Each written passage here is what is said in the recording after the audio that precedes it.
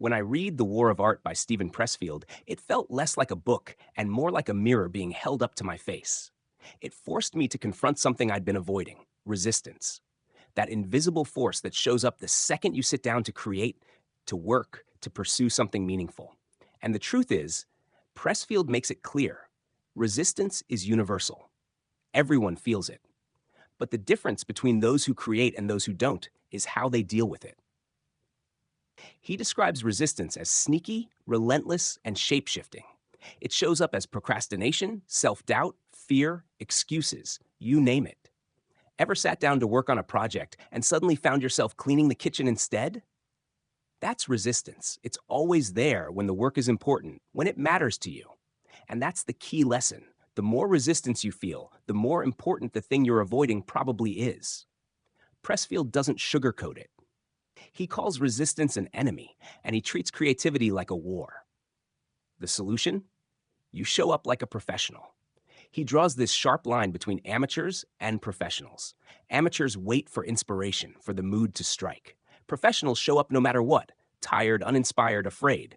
They sit down and do the work. And that's what breaks resistance. Not waiting for the perfect moment, but taking action every single day. One part that really stuck with me is when he talks about fear. He says fear is actually a good sign. If you're afraid of writing that book, starting that business, or sharing your art, it's because it matters. Fear is a compass pointing you toward the work you need to do. The goal isn't to eliminate fear, it's to do the work anyway. What I love about this book is how brutally honest it is. Pressfield doesn't tell you creativity is easy or fun all the time. He tells you it's hard, it's a battle, and the only way through is discipline. But strangely, that message is liberating.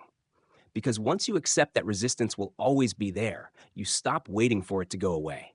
You just get to work. The war of art isn't just about writing or painting. It applies to anything worth doing. Fitness goals, business ventures, personal growth. Resistance will show up in all of it. And the cure is the same: act like a pro. Show up, do the work, repeat. For me, the biggest shift after reading this book was realizing that resistance isn't personal. It's not a sign that you're lazy or untalented. It's just part of the process. And if you fight through it, that's where the magic happens. So if you've got a dream you keep putting off, if you've got a project sitting in a drawer, this book is a wake-up call. It tells you bluntly: stop waiting, start creating.